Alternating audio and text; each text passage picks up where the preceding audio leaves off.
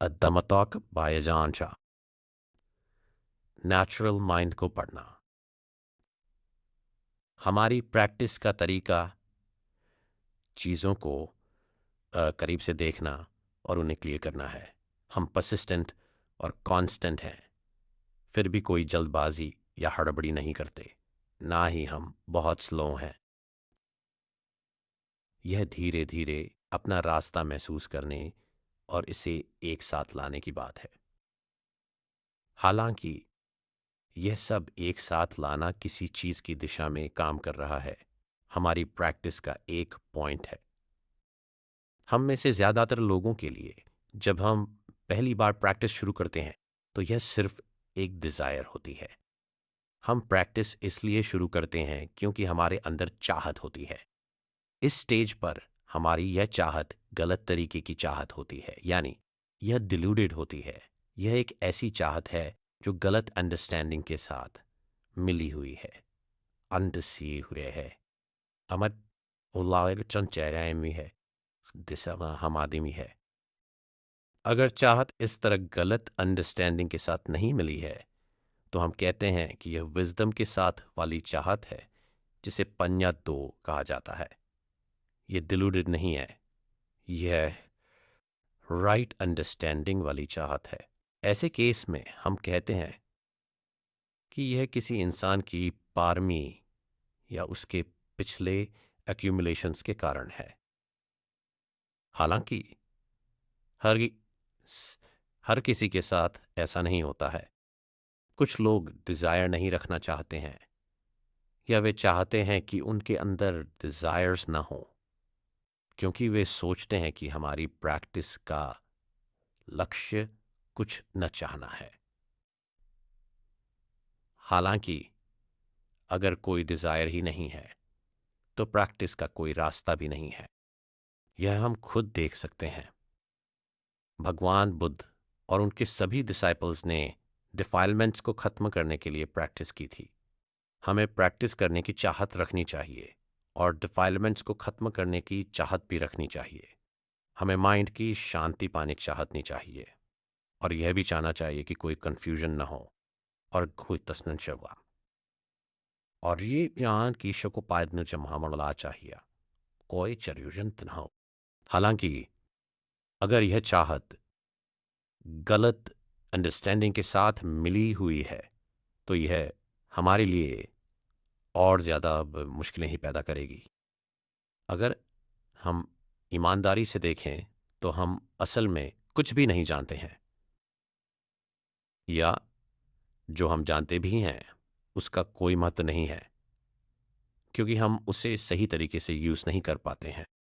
हर किसी ने, भगवान बुद्ध ने भी इसी तरह शुरुआत की थी, जहां प्रैक्टिस करने की डिज़ायर थी, माइंड की शांति पाने की चाहत और कन्फ्यूजन व दुख न होने की चाहत। इन दो तरह की डिज़ायर की वैल्यू बिल्कुल एक जैसी है, हरम। अगर इन्हें समझा नहीं गया तो कन्फ्यूजन से मुक्त होने की चाहत और दुख न चाहना दोनों ही डिफाइलमेंट्स बन जाते हैं। यह चाहने का एक मूर्खतापूर्ण तरीका है, एक ऐसी डिज़ायर जिसमें कोई विजडम नहीं है। अपनी प्रैक्टिस में हम इस डिज़ायर को या तो सेंसुअल इंडल्जेंस के रूप में देखते हैं या फिर सेल्फ मॉडिफिकेशन के रूप में। इसी कॉन्फ्लिक्ट में हमारे गुरु भगवान बुद्ध फंसे हुए थे, बिल्कुल इसी डायलमा में। उन्होंने प्रैक्टिस के कई रास्ते अपनाए जो अंत में बस इन्हीं दो एक्सट्रीम्स पर जाकर खत्म हुए, और आजकल हम भी बिल्कुल वैसे ही हैं। हम अभी भी इस ड्युअलिटी से पीड़ित हैं और इसी कारण हम सही वे से बार बार गिरते रहते हैं। हालांकि हमें इसी तरह शुरुआत करनी होती है। हम दुनियादारी वाले जीवों के रूप में शुरुआत करते हैं, ऐसे जीवों के रूप में जिनमें डिफाइलमेंट्स हैं, जिनकी चाहत में विजडम नहीं है और जिनकी डिज़ायर बिना राइट अंडरस्टैंडिंग के है। अगर हमारे पास प्रॉपर अंडरस्टैंडिंग नहीं है तो दोनों तरह की डिज़ायर हमारे खिलाफ काम करती हैं। चाहे वह कुछ चाहना हो या कुछ न चाहना हो, यह फिर भी तृष्णा है जिसे तन्हा कहा जाता है। अगर हम इन दोनों चीज़ों को नहीं समझेंगे तो जब ये पैदा होंगी तो हमें पता नहीं चलेगा कि इनके साथ कैसे डील करना है. Inkes terpi, sestiki pi jisetena कहता है. आशना तमरुक उगरा, चाहे कुआश शिलबेदा होंगी कॉम्पसीना है. हमें लगेगा कि आगे जाना भी गलत है और पीछे जाना भी गलत है, और फिर भी हम रुक नहीं सकते. हम जो कुछ भी करते हैं, हमें बस और ज़्यादा चाहत ही मिलती है. ऐसा विज़डम की कमी और तृष्णा के कारण होता है. ठीक यहीं पर इसी चाहने और न चाहने के साथ हम धर्म को समझ सकते हैं. जिस धर्म की हम तलाश कर रहे हैं वह यहीं मौजूद है, लेकिन हम उसे देख नहीं पाते, बल्कि हम अपनी चाहत को रोकने की कोशिशों में लगे रहते हैं. हम चाहते हैं कि चीज़ें एक ख़ास तरीके से हों और किसी दूसरे तरीके से ना हों, या हम चाहते हैं कि वे एक ख़ास तरीके से ना हों बल्कि किसी दूसरे तरीके से हों. असल में ये दोनों चीज़ें एक ही हैं. ये उसी एक ड्युअलिटी का हिस्सा हैं. हिस्सा सापमुर्गी है. शायद हमें यह रियलाइज न हो कि भगवान बुद्ध और उनके सभी डिसाइपल्स के अंदर भी इसी तरह की चाहत थी. हालांकि भगवान बुद्ध चाहने और न चाहने के बारे में अच्छी तरह समझते थे. वे समझते थे कि ये बस माइंड की एक्टिविटी हैं, कि ऐसी चीजें बस एक पल के लिए आती हैं और फिर गायब हो जाती हैं. इस तरह की डिजायर्स हर समय चलती रहती हैं. जब विजडम होती है तो हम उनके साथ आइडेंटिफाई नहीं करते. हम क्लिंगिंग से मुक्त हो जाते हैं. चाहे वह चाहना हो या न चाहना हो, हम बस उसे वैसा ही देखते हैं जैसा वह है. रियलिटी में यह सिर्फ नेचुरल माइंड की एक्टिविटी है. जब हम इसे करीब से देखते हैं तो हमें क्लियर दिखाई देता है कि यह ऐसा ही है. ताथिंगी है युबहो self-poti ही खारची एकपति सैनिंगन हो आससन हामी थी. रोज़मर्रा के एक्सपीरियंस की विजडम. तो यहीं पर हमारी कॉन्टेम्पलेशन की प्रैक्टिस हमें अंडरस्टैंडिंग की ओर ले जाएगी. आइए हम एक एग्जाम्पल लेते हैं. एक मछुआरे का एग्जाम्पल जो अपने जाल को खींच रहा है और उसमें एक बड़ी मछली फंसी है. आप क्या सोचते हैं, जाल खींचते समय उसे कैसा फील होता होगा? अगर उसे डर है कि मछली भाग जाएगी तो वह जल्दबाजी करेगा और जाल के साथ स्ट्रगल करने लगेगा, उसे जोर से पकड़ने और खींचने लगेगा. इससे पहले कि उसे कुछ पता चले, वह बड़ी मछली भाग चुकी होगी, क्योंकि वह बहुत ज्यादा कोशिश कर रहा था.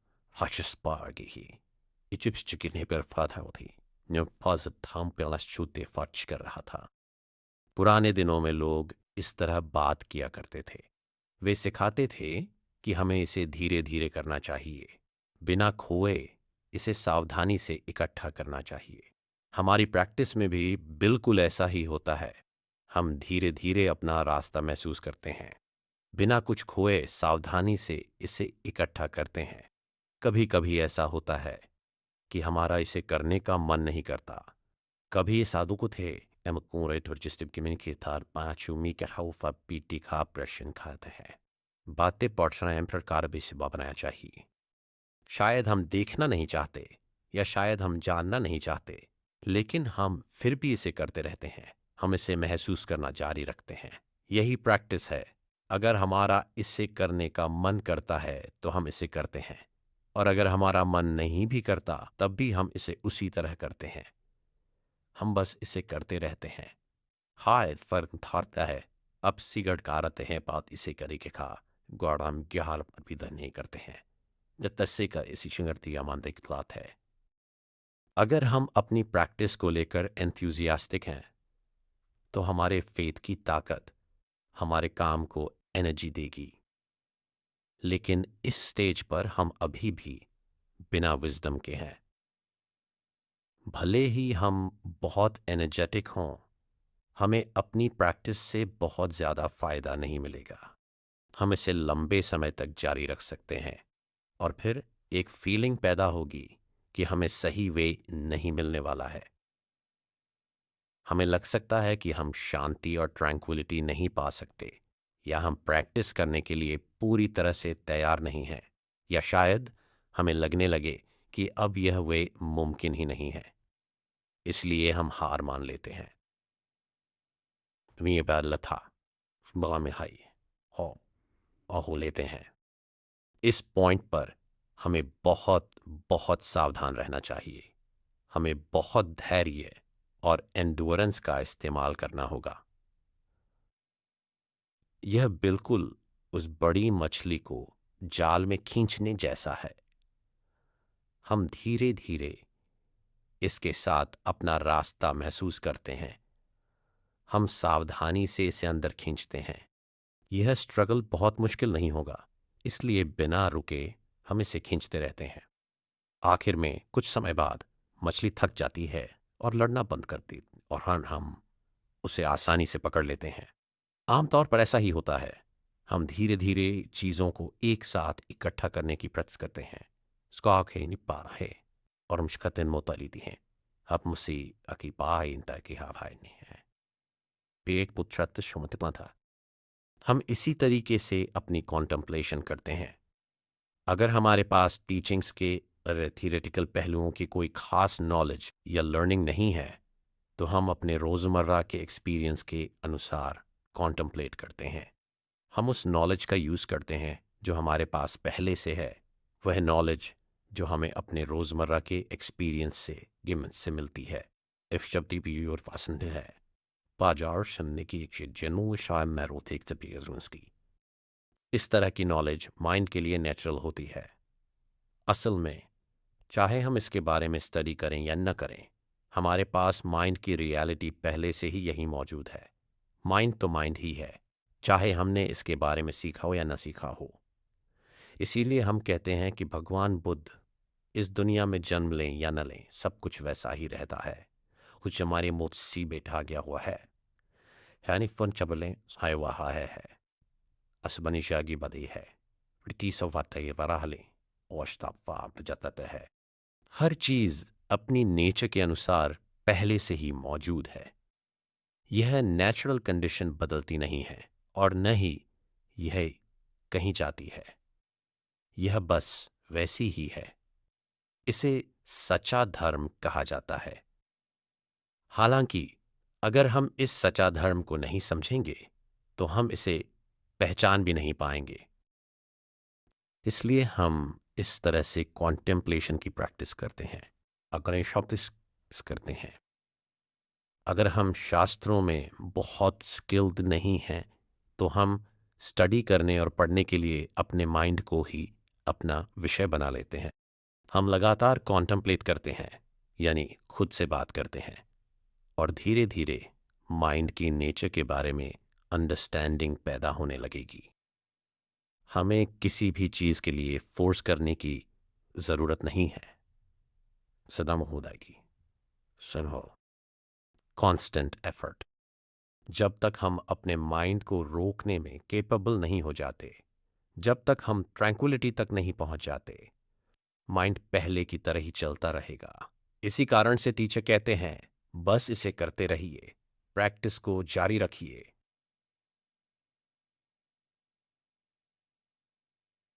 शायद हम सोचते हैं, प्रैक्टिस को जारी रखिए। शायद हम सोचते हैं, अगर मैं अभी तक समझता ही नहीं हूं, तो मैं इसे कैसे कर सकता हूं। जब तक हम सही तरीके से प्रैक्टिस नहीं कर पाते, तब तक विजडम पैदा नहीं होती। इसलिए हम कहते हैं कि बस इसे करते रहिए। अगर हम बिना प्रैक्टिस करते हैं, तो हम इसके बारे में इस सोचना शुरू कर देंगे कि हम क्या कर रहे हैं, तो हम इसके बारे में सोचना शुरू कर देंगे। अगर हम क्या कर रहे हैं, हम अपनी प्रैक्टिस पर विचार करना शुरू कर देंगे। कुछ भी इमीडिएटली नहीं होता, इसलिए शुरुआत में हम अपनी प्रैक्टिस से कोई रिजल्ट्स नहीं देख सकते। यह बिल्कुल उस एग्जाम्पल की तरह है जो मैंने आपको अक्सर उस आदमी के बारे में दिया है जो लकड़ी की दो डंडियों को आपस में रगड़कर आग जलाने की कोशिश करता है।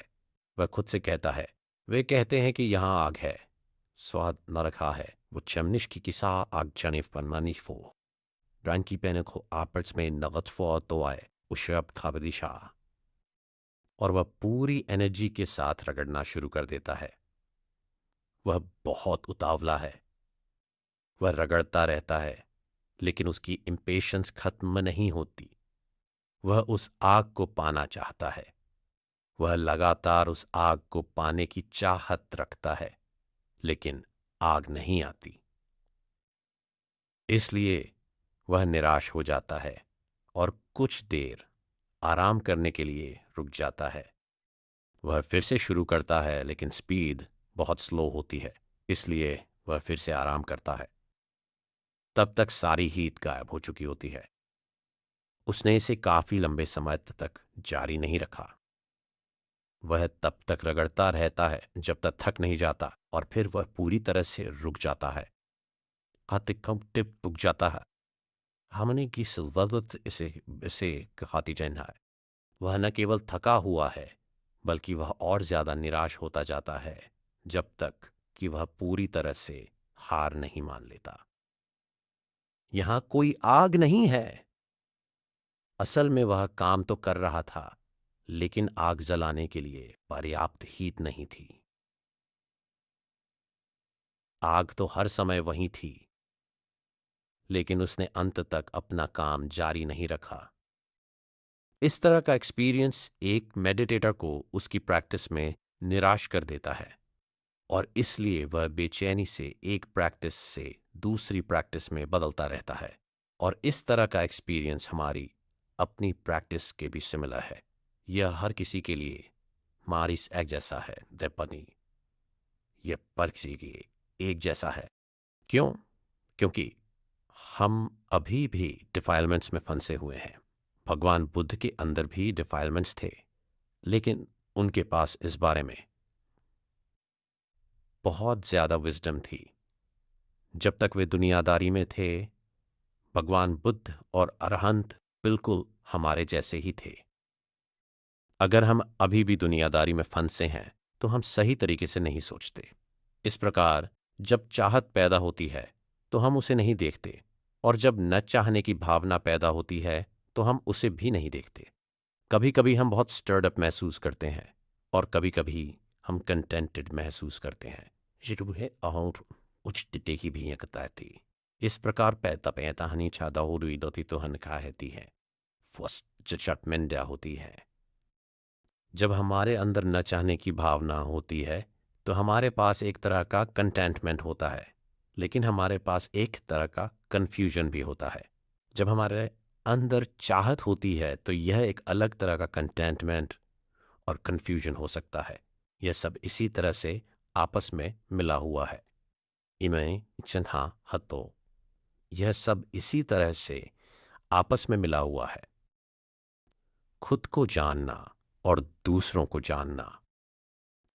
भगवान बुद्ध ने हमें अपने शरीर को कॉन्टेम्पलेट करना सिखाया। एग्जाम्पल के लिए, सिर के बाल, शरीर के बाल, नाखून, दांत, त्वचा, यह सब शरीर है। एक नजर डालिए, हमें ठीक यहीं पर इन्वेस्टिगेट करने के लिए कहा गया है। अगर हम इन चीजों को अपने भीतर वैसे क्लियर नहीं देखते जैसी वे हैं, तो हम दूसरे लोगों के बारे में भी नहीं समझ पाएंगे। हम न तो दूसरों को क्लियर देख पाएंगे और न ही खुद को। हालांकि अगर हम अपने खुद के शरीर की नेचर को समझते हैं और क्लियर देखते हैं, तो दूसरों के बारे में हमारे डाउट्स और सवाल गायब हो जाएंगे।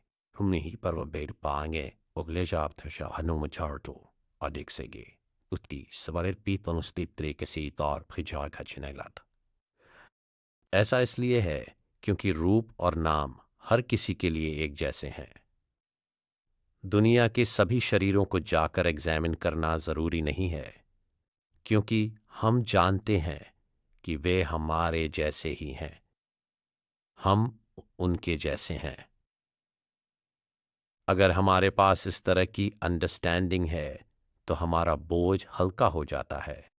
इस तरह की अंडरस्टैंडिंग के बिना हम बस एक भारी बोझ ही डेवलप करते हैं। दूसरों के बारे में जानने के लिए हमें पूरी दुनिया में जाकर हर किसी को एग्जामिन करना होगा। यह बहुत मुश्किल होगा।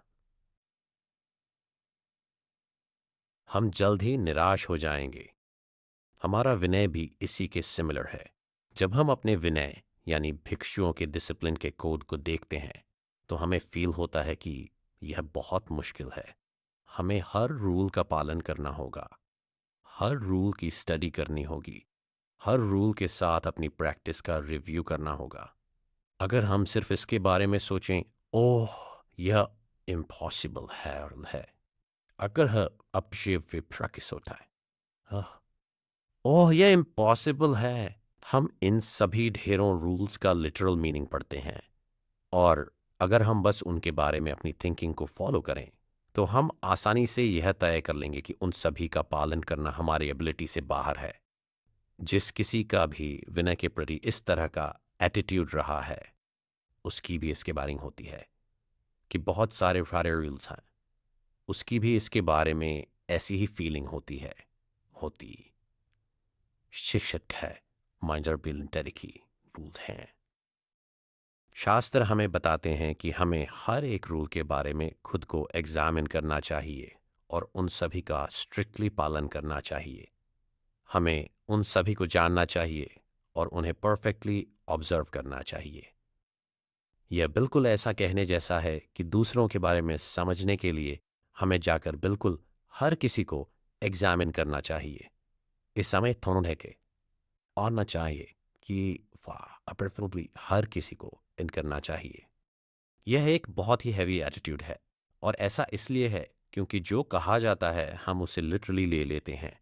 अगर हम टेक्स्ट बुक्स को फॉलो करें तो हमें इसी वे पर जाना होगा। कुछ टीचर्स इसी तरीके से सिखाते हैं कि टेक्स्ट बुक्स जो कहती हैं उनका स्ट्रिक्टली पालन करो, लेकिन यह इस तरह से काम नहीं कर सकता। 3. Ist gesagt er, und ist gar verworren hat. Nurse जहार ये तो काम नहीं। 3. असल में अगर हम थियरी की इस तरह से स्टडी करें तो हमारी प्रैक्टिस बिल्कुल भी डेवलप नहीं होगी। वास्तव में हमारा फेथ गायब हो जाएगा, वे पर हमारा फेथ नष्ट हो जाएगा। ऐसा इसलिए है क्योंकि हमने अभी तक समझा नहीं है। जब विजडम होगी तो हम समझेंगे कि पूरी दुनिया के सभी लोग वास्तव में बस इसी एक इंसान के बराबर हैं। संतों अदब वशीबिया श्वासान के बराबर हैं। वे बिल्कुल इसी जीव के समान हैं। इसलिए हम अपने खुद के शरीर और माइंड की स्टडी और कॉन्टम्पलेट करते हैं। अपने खुद के शरीर और माइंड की नेचर को देखने और समझने के साथ ही हर किसी के शरीर और माइंड की अंडरस्टैंडिंग आ जाती है और इस तरह से हमारी प्रैक्टिस का बोझ हल्का हो जाता है। भगवान बुद्ध ने कहा था कि खुद को सिखाएं और निर्देश दें, कोई और हमारे लिए यह नहीं कर सकता। जब हम अपने खुद के एग्जिस्टेंस की नेचर की स्टडी करते हैं और उसे समझते हैं तो हम सभी एग्जिस्टेंस की नेचर को समझ जाएंगे। हर कोई वास्तव में एक जैसा है। हम सब एक ही मेक के हैं और एक ही कंपनी से आए हैं, बस शेड्स अलग अलग हैं और कुछ नहीं। बिल्कुल बहुत हाई और तमजाई की तरह वे दोनों पेन किलर्स हैं और एक ही काम करते हैं, लेकिन एक टाइप को बहुत हाई कहा जाता है और दूसरे को तमजाई। असल में वे अलग नहीं हैं।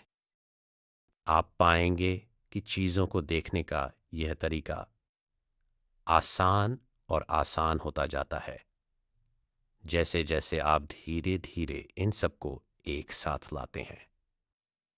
हम इसे अपना रास्ता महसूस करना कहते हैं और इसी तरह हम प्रैक्टिस शुरू करते हैं। हम इसे करने में स्किल्ड हो जाएंगे। हम इसे तब तक जारी रखते हैं जब तक हम अंडरस्टैंडिंग तक नहीं पहुंच जाते। और और जब यह अंडरस्टैंडिंग पैदा होती है तो हम रियलिटी को क्लियर रूप से देख पाएंगे। थियरी और प्रैक्टिस। इसलिए हम इस प्रैक्टिस को तब तक जारी रखते हैं जब तक कि हमें इसके लिए एक फीलिंग नहीं आ जाती। कुछ समय बाद हमारी अपनी खास टेंडेंसीज और एबिलिटीज़ के आधार पर एक नई तरह की अंडरस्टैंडिंग पैदा होती है। इसे हम धर्म विजय कहते हैं। और इसी तरह माइंड में एनलाइटनमेंट के 60 फैक्टर्स पैदा होते हैं। धर्म विजय उनमें से एक है। दूसरे हैं जागरूकता, एनर्जी, रैप्चर, ट्रैंक्विलिटी, समाधि और इक्वानिमिटी। अगर हमने एनलाइटनमेंट के 60 फैक्टर्स के बारे में स्टडी की है तो हम जान जाएंगे कि किताबें क्या कहती हैं, लेकिन हमने एनलाइटनमेंट के असली फैक्टर्स को नहीं देखा होगा। एनलाइटनमेंट के असली फैक्टर्स माइंड में पैदा होते हैं। इसलिए भगवान बुद्ध हमें सभी अलग अलग टीचिंग्स देने आई थी। उसलिए बाई ड्रामच है बाय फांशबक हमें सभी तौंत दिखावा।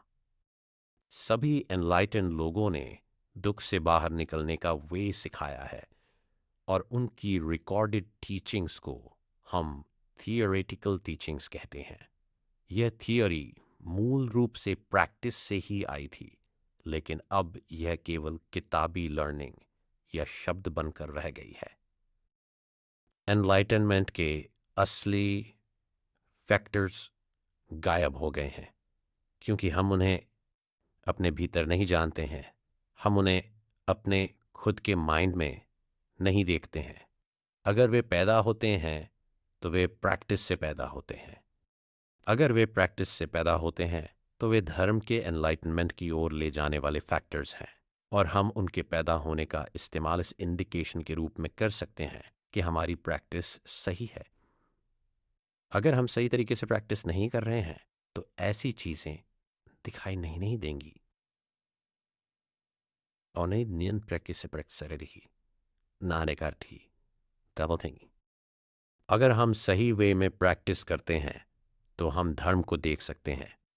इसलिए हम कहते हैं कि प्रैक्टिस करते रहिए, धीरे धीरे अपना रास्ता महसूस करते रहिए और लगातार इन्वेस्टिगेट करते रहिए। यह मत सोचिए कि आप जो तलाश कर रहे हैं वह ठीक यहाँ के अलावा जा सकता है।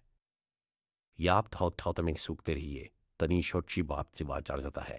वार्टी ही यह पत पफ्तास्त कौन है तारा मुझको और जार थे।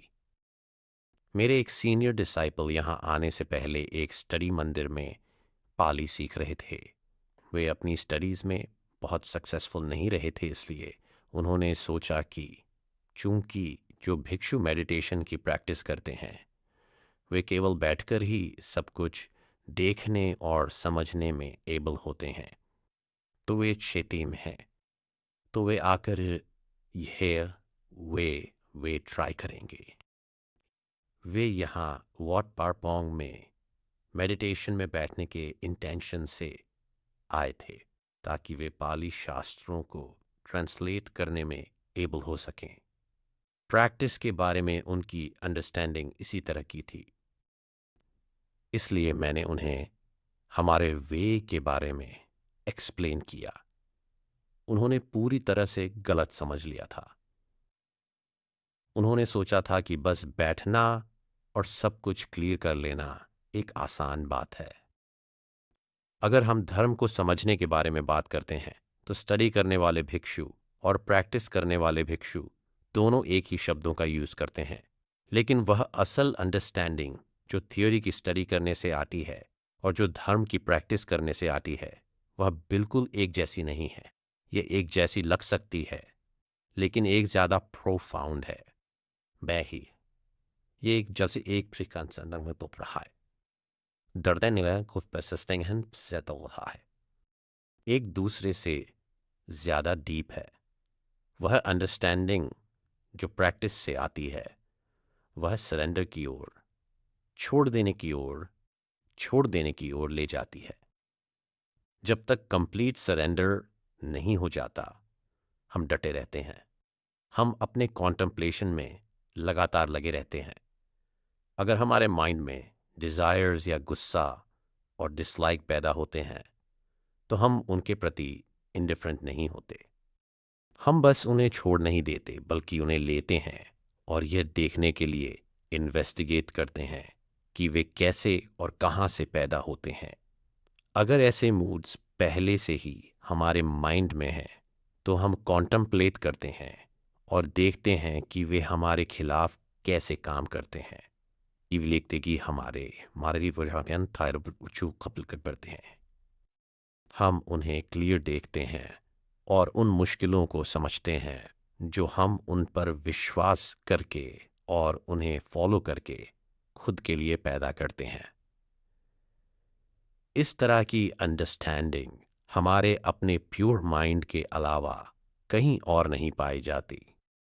इसी वजह से जो थियरी की स्टडी करते हैं और जो मेडिटेशन की प्रैक्टिस करते हैं, वे एक दूसरे को गलत समझते हैं। आमतौर पर जो लोग स्टडी पर जोर देते हैं, वे इस तरह की बातें कहते हैं।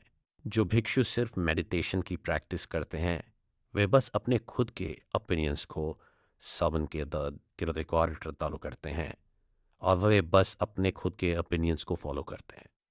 उनकी टीचिंग में कोई बेसिस नहीं होता। असल में एक सेंस में स्टडी और प्रैक्टिस के ये दोनों तरीके बिल्कुल एक ही चीज़ हैं। यह हमें समझने में हेल्प कर सकता है अगर हम इसे अपने हाथ के आगे और पीछे के हिस्से की तरह सोचें। अगर हम अपना हाथ बाहर निकालते हैं, तो ऐसा लगता है जैसे हाथ का पिछला हिस्सा गायब हो गया है। असल में हमारे हाथ का पिछला हिस्सा कहीं गायब नहीं हुआ है, यह बस नीचे छिपा हुआ है। जब हम कहते हैं कि हम इसे नहीं देख सकते, तो इसका मतलब यह नहीं है कि यह पूरी तरह से गायब हो गया है। इसका मतलब बस यह है कि यह नीचे छिपा हुआ है। जब हम अपना हाथ पलटते हैं, तो हाथ की हथेली के साथ भी ऐसा ही होता है। यह कहीं नहीं जाती, यह बस नीचे छिप जाती है। आध नाक्षतन है या सक्षाह छिप जाती है। मीन है तब हाथ पढ़ा हुआ, बस हाथ लेता है। जब हम प्रैक्टिस पर विचार करते हैं, तो हमें यह बात ध्यान में रखनी चाहिए। अगर हम सोचते हैं कि यह गायब हो गई है, तो हम रिजल्ट्स पाने की उम्मीद में स्टडी करने चले जाएंगे। लेकिन इससे कोई फर्क नहीं पड़ता कि आप धर्म के बारे में कितनी स्टडी करते हैं, आप कभी नहीं समझ पाएंगे, क्योंकि आप सच के अनुसार नहीं जान पाएंगे। हान के थी क्योंकि छात चना था अकिप मन है एचआर पॉसेसारी है तो अब जमी वी बुर सच नाप सान चरने के तेहा। अगर हम धर्म की असली नेचर को समझते हैं, तो यह मुक्त करना बन जाता है। यह सरेंडर है, उपादान को हटाना, अब और नहीं चिपकना, या अगर अभी भी क्लिंगिंग है, तो यह कम और कम होती जाती है। स्टडी और प्रैक्टिस के दो तरीकों के बीच इस तरह का डिफरेंस है। जब हम स्टडी के बारे में बात करते हैं, तो हम इसे इस तरह समझ सकते हैं। हमारी आंख स्टडी का एक सब्जेक्ट है, हमारा कान स्टडी का एक सब्जेक्ट है, हर चीज़ स्टडी का एक सब्जेक्ट है। हम जान सकते हैं कि रूप ऐसा है और वैसा है, लेकिन हम रूप से अटैच होते जाते हैं और बाहर निकलने को वे नहीं जानते। हमारी समझ समझ सकते हैं जो चादर नहीं सच ऑब्जेक्ट है। हपाक गाहिते की तवोरी इस फारखलीतिक्स दी का निखाए। हम आवाज़ों को पहचान सकते हैं, लेकिन फिर हम उनसे अटैच हो जाते हैं। रूप, आवाज़ें, गंध, स्वाद, शारीरिक फीलिंग्स और मानसिक इम्प्रेशंस सभी जीवों को फंसाने के लिए एक जाल की तरह हैं। इन चीज़ों को इन्वेस्टिगेट करना धर्म की प्रैक्टिस करने का हमारा वे है। जब कोई फीलिंग पैदा होती है, तो हम उसे अप्रिशिएट करने के लिए अपनी अंडरस्टैंडिंग की ओर मुड़ते हैं। अगर हम थियोरी के बारे में नॉलेजेबल हैं, तो हम इमीडिएटली उसकी ओर मुड़ेंगे और देखेंगे कि कैसे फलां फलां चीज़ इस तरह होती है और फिर बन जाती है। और प्रत्येक मबर की नदर की ये है इनमें से वो में गया बने गया अगर में दल में चीज इंसान की मौत चीज और भी है इस दिल लिख दियो है मत है वगैरह वगैरह। अगर हमने इस तरह से थियरी नहीं सीखी है तो काम करने के लिए हमारे पास बस अपने माइंड की नेचुरल स्टेट है। यही हमारा धर्म है। अगर हमारे पास विजडम है तो हम अपने इस नेचुरल माइंड को एग्जामिन करने और इसे अपने स्टडी के सब्जेक्ट के रूप में यूज़ करने में एबल होंगे। यह बिल्कुल एक ही बात है। हमारा नेचुरल माइंड ही थियरी है। भगवान बुद्ध ने कहा था कि जो भी थॉट्स और फीलिंग्स पैदा हों उन्हें लें और इन्वेस्टिगेट करें। हमारे नेचुरल माइंड की रियलिटी को ही अपनी थियोरी के रूप में यूज़ करें। हम इसी रियलिटी पर निर्भर करते हैं। Insight meditation Vipassana. अगर आपके पास फेथ है तो इससे कोई फ़र्क नहीं पड़ता कि आपने थियोरी की स्टडी की है या नहीं। अगर हमारा विश्वास करने वाला माइंड हमें प्रैक्टिस डेवलप करने की ओर ले जाता है, अगर यह हमें लगातार एनर्जी और पेशेंस डेवलप करने की ओर ले जाता है, तो स्टडी से कोई फ़र्क नहीं पड़ता। मैं arbeitet करने के पड़त सकते तो ख्वाताना फारा लगा। हमारी प्रैक्टिस के फाउंडेशन के रूप में हमारे पास जागरूकता है। हम सभी बॉडीली पॉस्चर्स में जागरूक रहते हैं, चाहे हम बैठे हों, खड़े हों, चल रहे हों या लेटे हों। और अगर जागरूकता है तो उसका साथ देने के लिए क्लियर कॉम्प्रिहेंशन भी होगा। चौथा है स्मार्ट क्लियर कॉम्प्रिहेंशन भी होगा। जागरूकता और क्लियर कॉम्प्रिहेंशन एक साथ पैदा होंगे।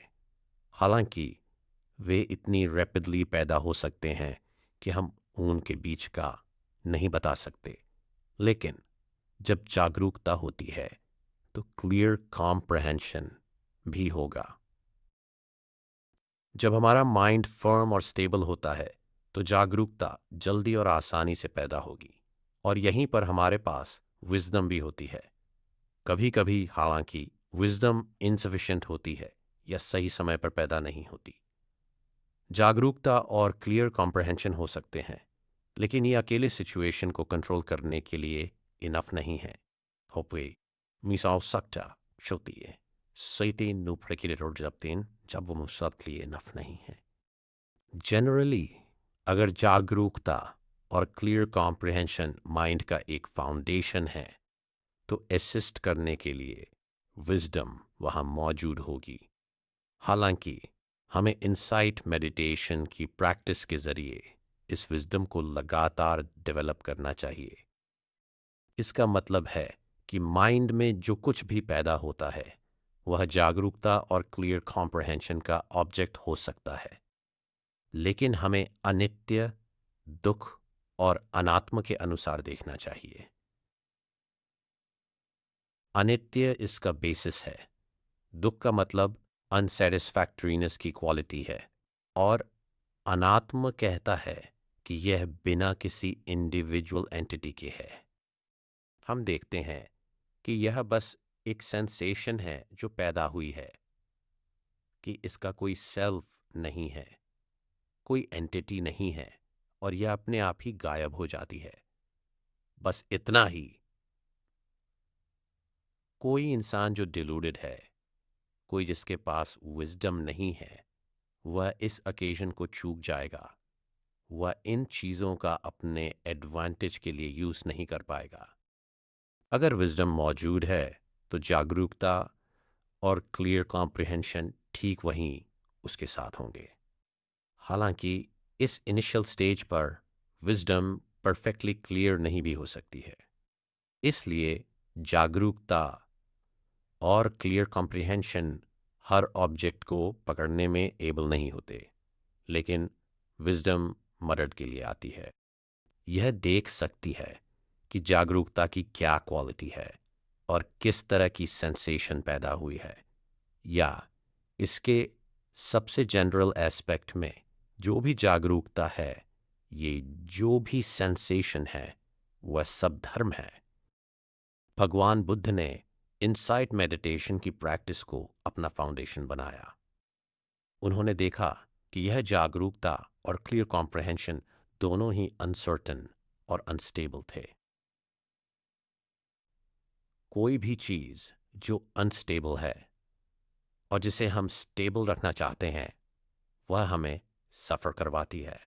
हम चाहते हैं कि चीज़ें हमारी अपनी डिज़ायर्स के अनुसार हों, लेकिन हमें सफ़र करना पड़ता है क्योंकि चीज़ें बस उस तरह की नहीं हैं। यह एक अनक्लीन माइंड का इन्फ्लुएंस है, एक ऐसे माइंड का इन्फ्लुएंस है जिसमें विज़डम की कमी है। जब हम प्रैक्टिस करते हैं तो हम चीज़ों को ईज़ी चाहने में, उन्हें उसी तरह चाहने में फंस जाते हैं जिस तरह हम पसंद करते हैं। ऐसे एटीट्यूड को समझने के लिए हमें बहुत दूर जाने की ज़रूरत नहीं है। बस इस शरीर को ही देख लीजिए। क्या यह सच में कभी वैसा होता है जैसा हम चाहते हैं? एक मिनट हम चाहते हैं कि यह एक तरीके से रहे और अगले ही मिनट हम चाहते हैं कि यह दूसरे तरीके से रहे। क्या यह सच में कभी वैसा रहा है जैसा हमने पसंद किया? इस बारे में हमारे शरीरों और माइंड्स की नेचर बिल्कुल एक जैसी है। यह बस वैसा ही है जैसा यह है। मैं फ़ाफ़ता साहिन हवाल तरीके से है। यह एक इंसान जैसा यह है। हमारी प्रैक्टिस में यह पॉइंट आसानी से मिस हो सकता है। आमतौर पर जो कुछ भी हमें लगता है कि हमारे अनुकूल नहीं, जो कुछ भी हमें लगता है कि हमारे अनुकूल नहीं है, उसे हम बाहर फेंक देते हैं। जो कुछ भी हमें खुश नहीं करता, उसे हम बाहर फेंक देते हैं। हम यह सोचने के लिए नहीं रुकते कि जिस तरह से हम चीज़ों को पसंद या नापसंद करते हैं, वह सच में सही तरीका है या नहीं।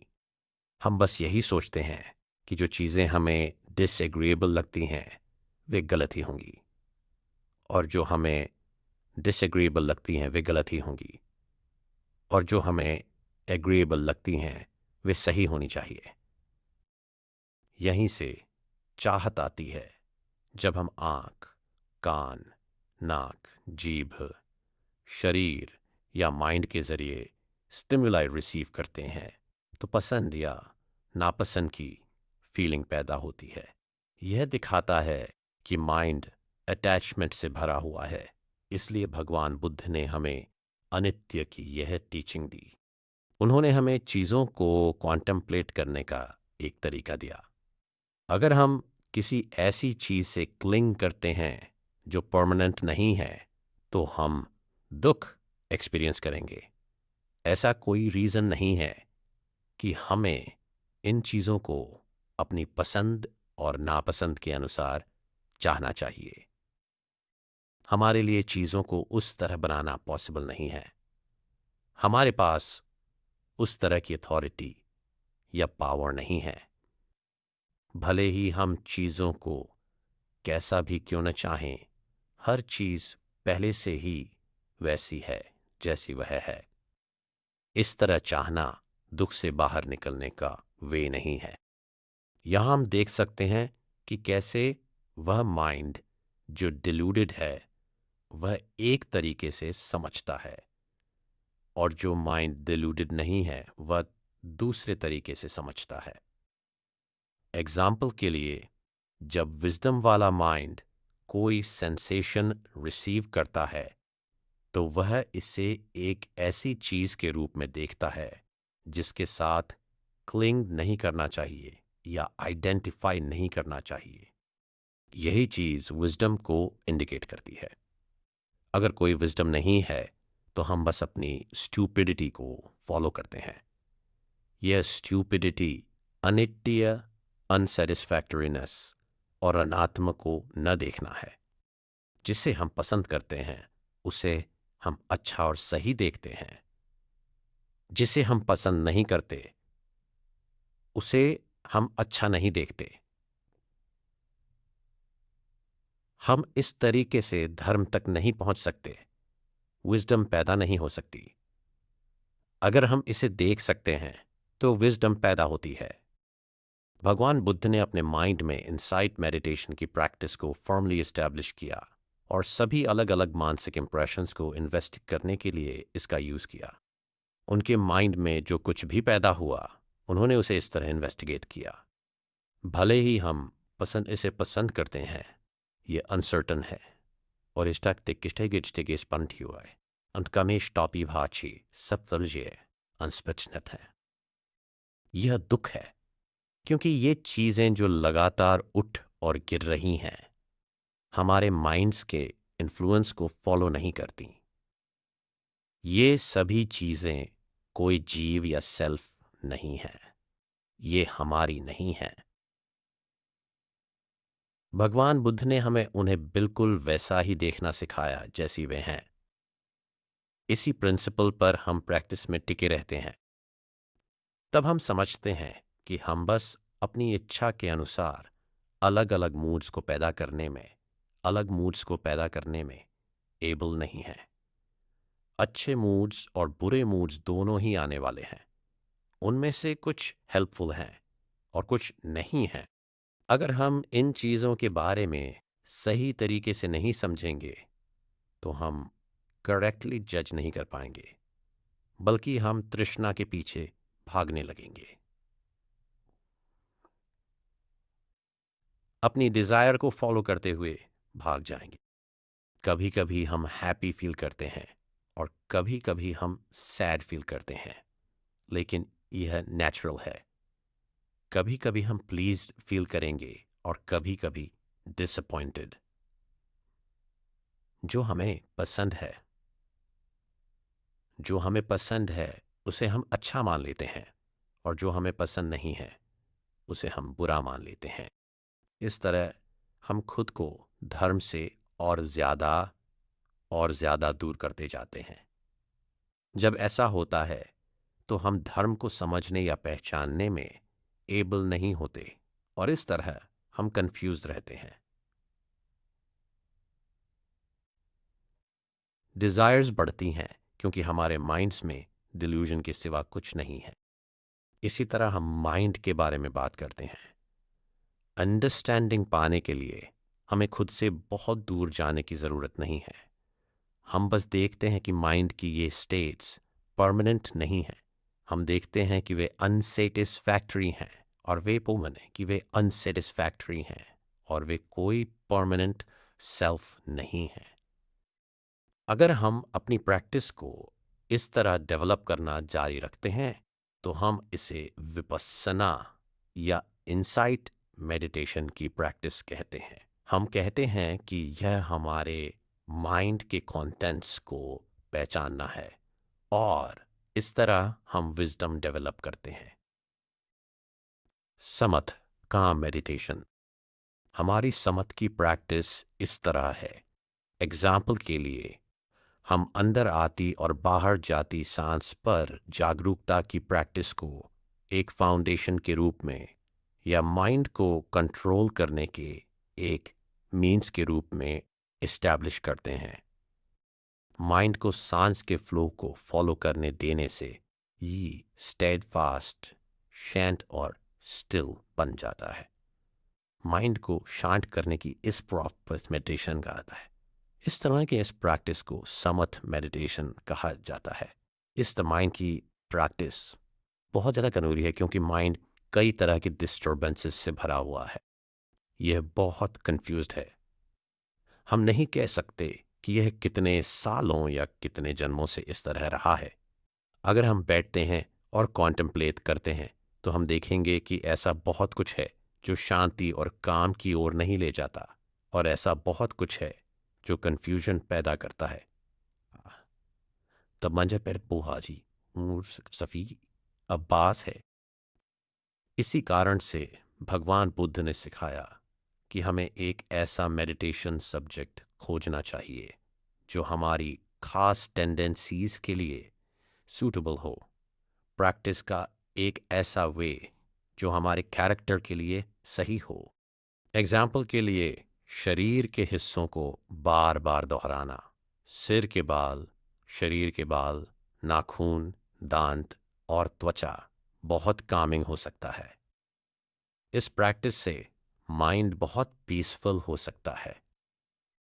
अगर इन 5 चीज़ों को कॉन्टेम्पलेट करने से शांति मिलती है, तो ऐसा इसलिए है क्योंकि वे हमारी टेंडेंसीज के अनुसार कॉन्टेम्पलेशन के लिए अप्रोप्रिएट ऑब्जेक्ट्स हैं।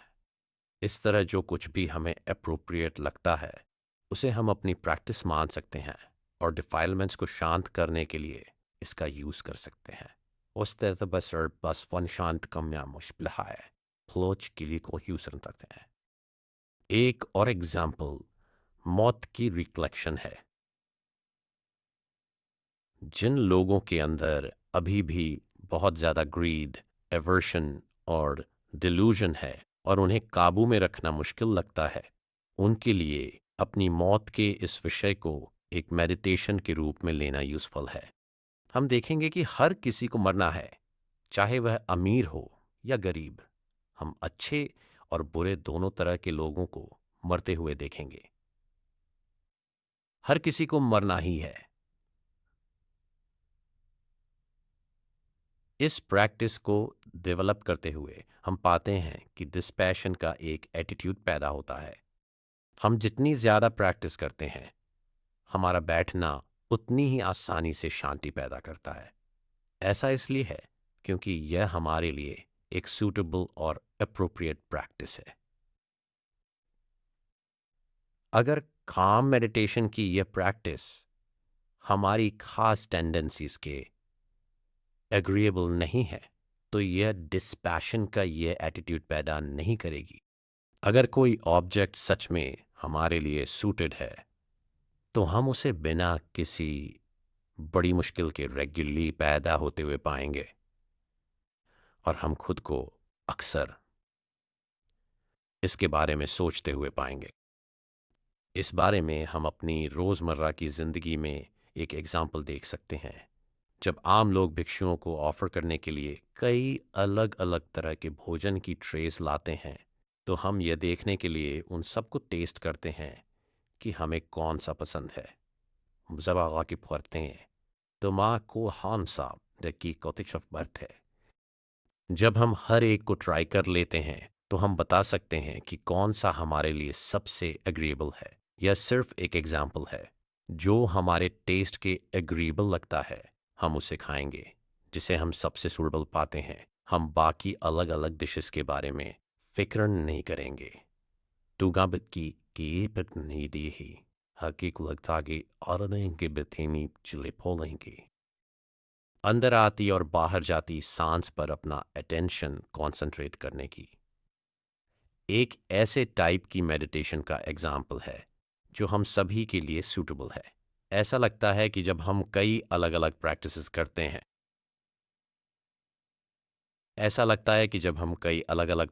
करते हैं तो हम इतना अच्छा फील नहीं करते। लेकिन जैसे ही हम बैठते हैं और अपनी सांस को ऑब्जर्व करते हैं तो हमें एक अच्छी फीलिंग आती है।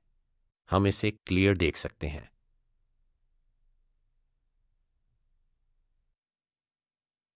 दूर खोजने जाने की कोई ज़रूरत नहीं है। हम उस चीज़ का यूज़ कर सकते हैं जो हमारे करीब है और यह हमारे लिए बेहतर होगा। बस सांस को देखिए, यह बाहर जाती है और अंदर आती है, बाहर और अंदर। हम इसे इसी तरह देखते हैं। लंबे समय तक हम अपनी सांस को अंदर और बाहर जाते हुए देखते रहते हैं और धीरे धीरे हमारा माइंड सेटल हो जाता है। दूसरी एक्टिविटी पैदा होगी लेकिन हमें फील होगा जैसे यह हमसे दूर है। बिल्कुल वैसे ही जैसे जब हम एक दूसरे से अलग रहते हैं और अब इतने करीब फील नहीं करते। हमारे बीच अब पहले जैसा स्ट्रॉन्ग कांटेक्ट नहीं रहता या शायद बिल्कुल भी कांटेक्ट नहीं रहता। है जब हमारे अंदर सांस की जागरूकता की इस प्रैक्टिस के लिए एक फीलिंग आ जाती है तो यह आसान हो जाता है। अगर हम इस प्रैक्टिस को जारी रखते हैं तो हम एक्सपीरियंस हासिल करते हैं और सांस की नेचर को जानने में स्किल्ड हो जाते हैं। हम जान जाएंगे कि जब यह लंबी हो तो कैसी होती है और जब यह छोटी होती है तो कैसी होती है। फबुया आत्माएं वो कैसे होती है, वो अनपप जानती है तन्नाच की होती है। इसे एक नज़रिए से देखते हुए हम सांस के भोजन के बारे में बात कर सकते हैं। बैठते या चलते समय हम सांस लेते हैं, सोते समय हम सांस लेते हैं, जागते हुए हम सांस लेते हैं। अगर हम सांस नहीं लेते तो हम मर जाते हैं। अगर हम इसके बारे में सोचें तो हम दाजत लेते हैं, तो हम देखते हैं कि हमारा एग्जिस्टेंस केवल भोजन की मदद से ही है। इसे के पिहक सर की जब वजन में दाउद सैकड़ों है। अगर हम 10 मिनट, 1 घंटे या यहाँ तक कि 1 दिन के लिए ऑर्डिनरी भोजन नहीं खाते हैं तो इससे कोई फर्क नहीं पड़ता। यह एक कौस तरह का भोजन है। हालांकि अगर हम थोड़े समय के लिए भी सांस नहीं लेते हैं तो हम मर जाएंगे। अगर हम 5 या 10 मिनट तक सांस नहीं लेते तो हम मर चुके होंगे। इसे ट्राई कीजिए। यह एक शुद्ध बचे फाका बनेंगे। हमें बापर ठले तहन मर चने यो हर शाम हाँ हरा अमाई कुंशी भारा। जो सांस की जागरूकता की प्रैक्टिस कर रहा है उसके पास इस तरह की अंडरस्टैंडिंग होनी चाहिए। इस प्रैक्टिस से आने वाली नॉलेज सच में वंडरफुल है। अगर हम कॉन्टेम्पलेट नहीं करते हैं तो हम सांस को भोजन के रूप में नहीं देखेंगे, लेकिन हर समय हवा खा रहे होते हैं, अंदर अंदर बाहर। हर टोप ढांती समय हवा नारी नहर नहीं हो साहब पहाड़ी समय हर डिगाड़ फाते रहे थ्रोकथी आर्स्कोप हब प्रुतजवनार अद्धार हमबर। इसके अलावा आप पाएंगे कि आप इस तरह जितना ज़्यादा कॉन्टेम्पलेट करेंगे, प्रैक्टिस से मिलने वाले बेनिफिट्स उतने ही ज़्यादा होंगे और सांस उतनी ही डेलिकेट हो जाएगी। ऐसा भी हो सकता है कि सांस रुक जाए। ऐसा लगता है जैसे हम बिल्कुल भी सांस नहीं ले रहे हैं। असल में सांस त्वचा के पोष से पॉप से गुजर रही होती है। सशम में खम आपके स्नाट हुआ था मिंट रिकॉल ही होती है। Simon Aknabiki अशस्तार वाशिन भूगच फार पर सुप्त सिंह की। इसे डेलिकेट ब्रेथ कहा जाता है।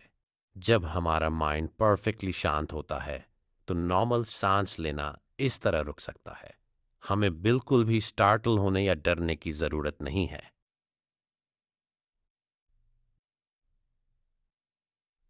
अगर कोई सांस नहीं है तो हमें क्या करना चाहिए? बस इसे जानिए। जानिए कि कोई सांस नहीं चल रही है। बस इतना ही। यहां यही सही प्रैक्टिस है। यहां हम समथ प्रैक्टिस के वे के बारे में बात कर रहे हैं। शांति डेवलप करने की प्रैक्टिस। अगर वह ऑब्जेक्ट जिसका हम यूज कर रहे हैं हमारे लिए सही और अप्रोप्रिएट है तो यह इस तरह के एक्सपीरियंस की ओर ले जाएगा। यह शुरुआत है, लेकिन इस प्रैक्टिस में इतना कुछ है जो हमें पूरे रास्ते तक ले जा सकता है, या कम से कम वहां तक जहां हम क्लियर देख सकें और स्ट्रॉन्ग फेथ के साथ कंटिन्यू कर सकें। अगर हम इस तरीके से कॉन्टेम्पलेशन जारी रखते हैं तो हमारे पास एनर्जी आएगी। यह एक कलश के पानी के सिमिलर है। मोहतरमत अरवाएगी यो हमें जुनाने कितनी तापा सरवारगी उतला है। हम पानी डालते हैं और इसे ऊपर तक भर कर रखते हैं। हम कलश को पानी से भरते रहते हैं और इस तरह पानी में रहने वाले कीड़े नहीं मरते। एफर्ट करना और अपनी रोजमर्रा की प्रैक्टिस करना बिल्कुल ऐसा ही है। यह सब लौट कर प्रैक्टिस पर ही आता है। अच्छा और पीसफुल के है प्रैक्टिस ही आता है। हम बहुत अच्छा और पीसफुल फील करते हैं। यह पीसफुलनेस हमारे माइंड की वन पॉइंटेड स्टेट से आती है। हालांकि माइंड की यह वन पॉइंटेड स्टेट बहुत ट्रबलसम हो सकती है, क्योंकि हम नहीं चाहते कि दूसरी मेंटल स्टेट्स हमें डिस्टर्ब करें। असल में दूसरी मेंटल स्टेट्स आती हैं। अगर हम इसके बारे में सोचें तो वह अपने आप में माइंड की वन पॉइंटेड स्टेट हो सकती है। यह वैसा ही है जैसे जब हम अलग अलग पुरुषों और महिलाओं को देखते हैं, लेकिन हमारे मन में उनके लिए वैसी फीलिंग नहीं होती जैसी अपनी माता और पिता के लिए होती है। उनके लिए वचनता पिता की हैं। तर माँ में पाल भरा की पीवशात लहा। रियलिटी में सभी पुरुष हमारे पिता की तरह ही मेल हैं और सभी महिलाएं हमारी माता की तरह ही फीमेल हैं, लेकिन हमारी उनके बारे में एक जैसी फीलिंग नहीं होती।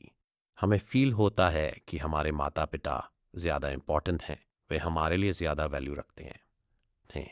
Ni helgu roi liudi, ते हम टैलेंट मामांगदा विजयवा रखते हैं।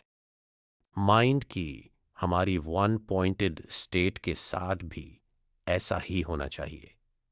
इसके प्रति हमारा वैसा ही एटीट्यूड होना चाहिए जैसा हमारी अपनी माता और पिता के प्रति होगा। पैदा होने वाली दूसरी सभी एक्टिविटी को हम उसी तरह अप्रिशिएट करते हैं जैसे हम आम तौर पर पुरुषों और महिलाओं के प्रति फील करते हैं।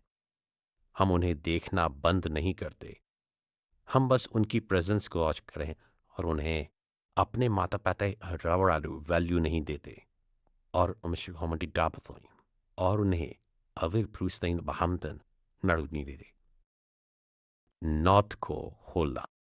जब हमारी समझ की प्रैक्टिस शांति तक पहुंच जाती है तो माइंड क्लियर और ब्राइट हो जाएगा।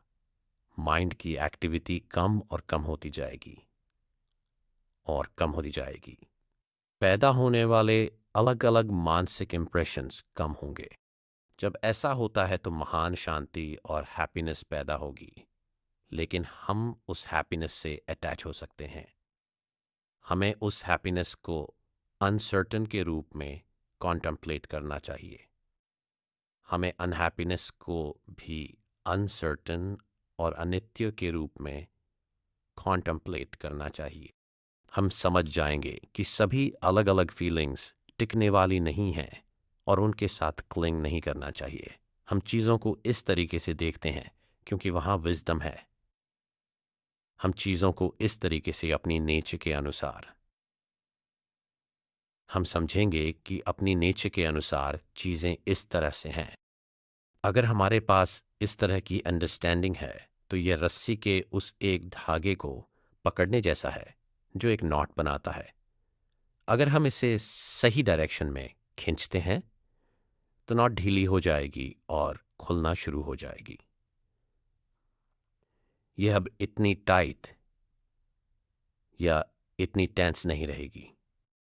यह इस अंडरस्टैंडिंग के सिमिलर है कि चीज़ों को हमेशा इसी तरह रहने की ज़रूरत नहीं है।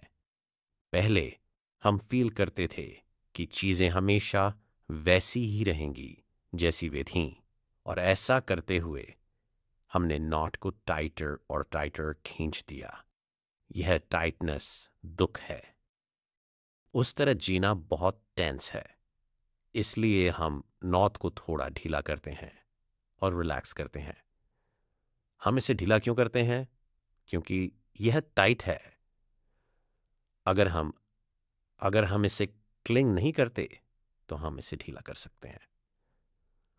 यह कोई परमानेंट कंडीशन नहीं है जिसे हमेशा वैसा ही रहना चाहिए। हम अनित्य की टीचिंग को अपने बेसिस के रूप में यूज करते हैं। हम देखते हैं कि हैप्पीनेस और अनहैप्पीनेस दोनों ही परमानेंट नहीं हैं। हम उन्हें डिपेंडेबल नहीं मानते। यहाँ एब्सोल्युटली कुछ भी ऐसा नहीं है जो परमानेंट हो। इस तरह की अंडरस्टैंडिंग के साथ हम धीरे धीरे माइंड में आने वाले अलग अलग मूड्स और फीलिंग्स पर बिलीव करना बंद कर देते हैं।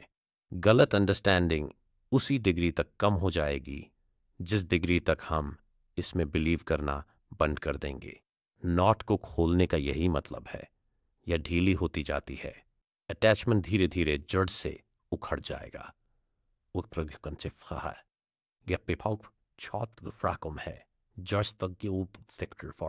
है डिसएन्चैंटमेंट। जब हम खुद में, इस शरीर और माइंड में, इस दुनिया में अनित्य, अनसैटिस्फैक्टरीनेस और अनात्म को देखने लगते हैं तो हम पाएंगे कि एक तरह की बॉर्डम पैदा होगी। यह वह रोज़मर्रा की बॉर्डम नहीं है जो हमें यह फील कराती है कि हम कुछ भी जानना, देखना या कहना नहीं चाहते, या हम किसी से कोई मतलब नहीं रखना चाहते। वह असली बॉर्डम नहीं है। उसमें अभी भी अटैचमेंट है। हम अभी भी नहीं समझते हैं। हमारे अंदर अभी भी जलन और रिजेंटमेंट की फीलिंग्स हैं, और हम अभी भी उन चीज़ों से क्लिंग कर रहे हैं जो हमें सफ़र करवाती हैं। भगवान बुद्ध ने जिस तरह की बॉर्डम के बारे में बात की है, वह गुस्से या वासना के बिना एक कंडीशन है। यह हर चीज़ को अनित्य के रूप में देखने से पैदा होती है। जब हमारे माइंड में प्लेजेंट फीलिंग पैदा होती है, तो हम देखते हैं कि यह टिकने वाली नहीं है। हमारे इसी तरह की बॉर्डम होती है, कुजनी की बॉर्डम होती है. Je har ett art, och det ges kommen faktan i att det är min fatnat i है. Chamba hate, juk पाती की चरचित बॉर्डम पड़ती है. हम इसे निब्बिदा या डिसएन्चैंटमेंट कहते हैं. इसका मतलब है कि यह सेंसुअल चाहत और पैशन से दूर है. हम किसी भी चीज़ को डिज़ायर के लायक नहीं देखते. चीज़ें हमारी पसंद और नापसंद के अकॉर्ड में हों या न हों, इससे हमें कोई फ़र्क नहीं पड़ता. हम उनके साथ आइडेंटिफाई नहीं करते. हम उन्हें कोई ख़ास वैल्यू नहीं देते. अकथेंटाइटम था रसम सिद्दीकी सब क्लासेस पढ़ता. हम है कॉबर्स ऑफ कैफेनो निश्चित पे होता है. इस तरह प्रैक्टिस करते हुए हम चीज़ों को हमारे लिए डिफ़िकल्टी पैदा करने का रीज़न नहीं देते. हमने दुख देखा है और देखा है कि मूड्स के साथ आइडेंटिफाई करने से कोई असली हैप्पीनेस पैदा नहीं हो सकती. इससे हैप्पीनेस और अनहैप्पीनेस से क्लिंगिंग और पसंद व नापसंद से क्लिंगिंग पैदा होती है, जो अपने आप में दुख का कारण है. जब हम अभी भी इस तरह क्लिंग कर रहे होते हैं, तो चीज़ों के प्रति हमारा इवन माइंडेड एटीट्यूड नहीं होता. माइंड की कुछ स्टेट्स को हम पसंद के माइंडेड नहीं होता. माइंड की कुछ स्टेट्स को हम पसंद करते हैं और दूसरी को नापसंद करते हैं. अगर हम अभी भी पसंद और नापसंद कर रहे हैं, तो हैप्पीनेस और अनहैप्पीनेस दोनों ही दुख हैं. इसी तरह का अटैचमेंट दुख पैदा करता है. भगवान बुद्ध ने सिखाया कि जो कुछ भी हमारे लिए दुख का कारण बनता है, वह अपने आप में अनसैटिस्फैक्टरी है. 4 नोबल ट्रूथ्स. इसलिए हम समझते हैं कि भगवान बुद्ध की टीचिंग दुख को जानना और उसे पैदा करने वाले कारण को जानना है. और आगे हमें दुख से आज़ादी को जानना चाहिए और प्रैक्टिस के उस वे को जानना चाहिए जो आज़ादी की ओर ले जाता है. उन्होंने जानना है. चौन पाँच चार भी जाता है. हम दिठे. उन्होंने हमें सिर्फ इन 4 चीज़ों को जानना सिखाया. जब हम इन 4 चीज़ों को समझ लेते हैं, तो हम पैदा होने वाले दुख को पहचानने में एबल होंगे और जान जाएंगे कि इसका एक कारण है. हम जान जाएंगे कि यह बस यूं ही बहकर नहीं आ गया. जब हम इस दुख से आज़ाद होने की इच्छा करेंगे, तो हम इसके कारण को खत्म सरठिहार. जब आज़ाद होने की इच्छा करेंगे, तो हम इसके कारण को खत्म करने में एबल होंगे. हमारे अंदर दुख की यह फीलिंग, अनसैटिस्फैक्टरीनेस की यह फीलिंग क्यों होती है? हम देखेंगे कि ऐसा इसलिए है क्योंकि हम अपनी अलग-अलग पसंद और नापसंद के साथ क्लिंग कर रहे हैं. हम यह जान जाते हैं कि हम अपने खुद के एक्शंस के कारण सफ़र कर रहे हैं. हम सफ़र करते हैं क्योंकि हम चीज़ों को वैल्यू देते हैं. इसलिए हम कहते हैं, दुख को जानिए, दुख के कारण को जानिए, दुख से आज़ादी को जानिए और इस आज़ादी के वे को जानिए. जब हम दुख के बारे में जान लेते हो, हम नॉट को खोलते रहते हैं. तो तब से बातें हमारे में सवाते फ्लाउ होता मने हमारे बैंक. लेकिन हमें इसे सही डायरेक्शन में खींचकर खोलने के बारे में शूर होना चाहिए. कहने का मतलब यह है कि हमें यह जानना चाहिए कि चीज़ें इस तरह से हैं. अटैचमेंट बाहर खींच लिया जाएगा. यह वह प्रैक्टिस है. यह प्रैक्टिस है जो हमारे दुख को खत्म कर देती है. दुख को जानिए, दुख के कारण को जानिए, दुख से आज़ादी को जानिए और उस बात को जानिए जो दुख से बाहर ले जाता है. यह मग है.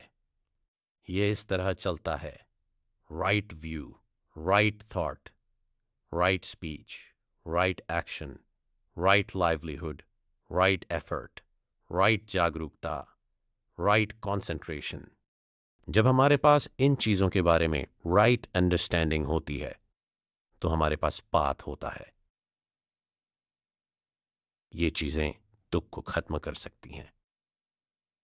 ये हमें सील, समाधि और पन्या की ओर ले जाती हैं। हमें इन 4 चीज़ों को क्लियर समझना चाहिए। हमें समझने की चाहत रखनी चाहिए।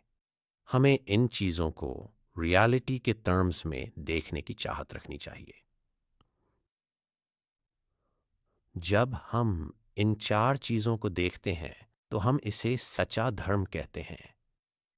चाहे हम अंदर देखें या सामने या दाएं या बाएं, हम सिर्फ सच्चा धर्म देखते हैं।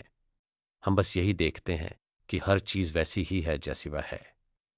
उस इंसान के लिए जो धर्म तक पहुंच गया है, कोई जो सच में धर्म को समझता है, वह जहां भी जाता है हर चीज़ धर्म होगी।